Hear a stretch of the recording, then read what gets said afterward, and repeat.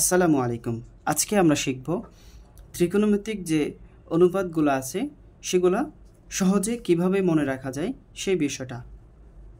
ছোট্ট একটা ক্লাসে এই জিনিসগুলো আমরা 1 মিনিটের মধ্যে শিখে নিব। সেটা হচ্ছে, দেখো আমরা কি কি জানি, ত্রিকোণমিতিক অনুপাতগুলো কি কি আছে। একটা হচ্ছে সাইন থিটা, আরেকটা হচ্ছে কস থিটা, আরেকটা হচ্ছে ট্যান থিটা। ওকে, মূলত হচ্ছে এই তিনটা। আচ্ছা, এখন এদের আবার আরেকটা আছে, সেটা হচ্ছে কি সাইনের বিপরীতে একটা আছে, কসের বিপরীতে একটা আছে, ট্যানের বিপরীতে আরেকটা আছে। তাহলে সেটা কি, সাইন থিটা সমান কি 1 by cosec theta, cos theta সমান 1 by sec theta, tan theta সমান 1 বাই কট থিটা। আচ্ছা, এখন আমরা কোনটার মধ্যে কি সেটা কিভাবে মুখস্থ রাখবো। দেখো, একটা সূত্র, সেটা হচ্ছে কি, সেটা আমি লিখে দিচ্ছি। দেখো, লতি ভূতি লঘু। তোমরা জিজ্ঞেস করতে পারো, তোমরা বলতে পারো এই জিনিসগুলা কি। আসলে এই জিনিসগুলা বেশি কিছু না। দেখো, এটা হচ্ছে কি লতি, মানে হচ্ছে লম্ব বাই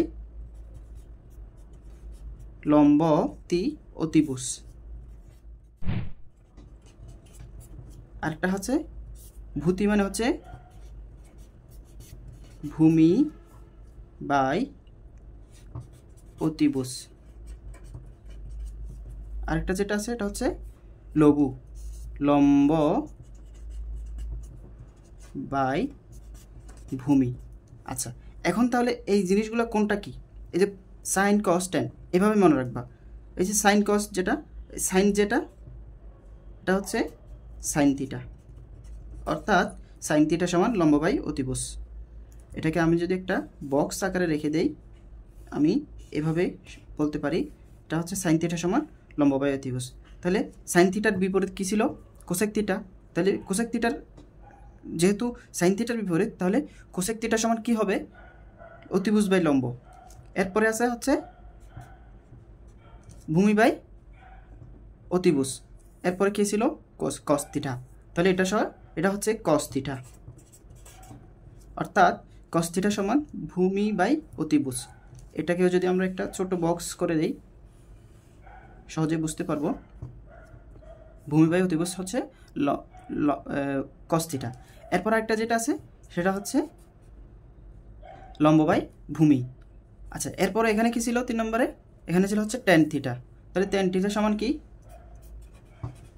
লঘু। লঘু মানে হচ্ছে লম্ব বাই ভূমি।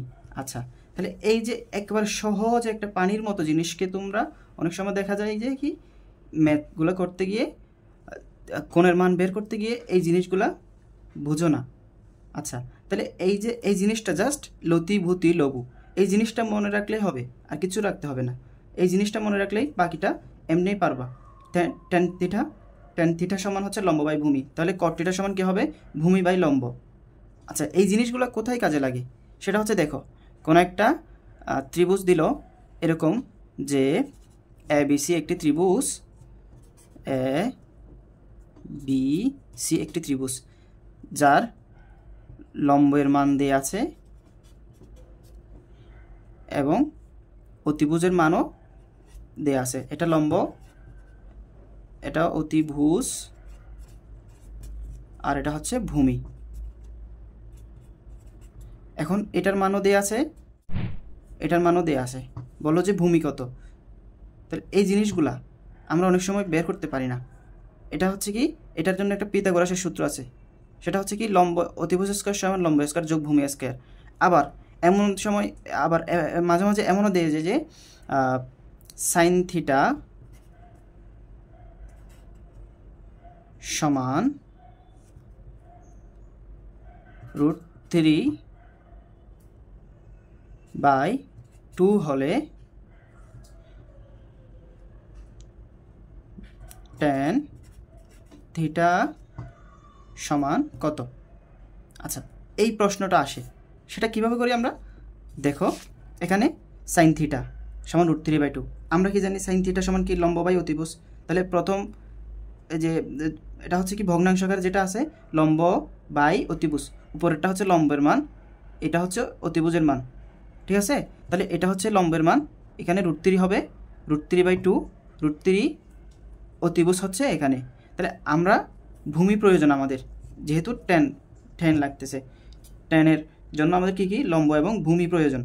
তাহলে এখানে লম্ব আছে, ভূমি নাই, তাহলে ভূমি এখান থেকে বের করব। সেটা কি? পিথাগোরাসের সূত্র।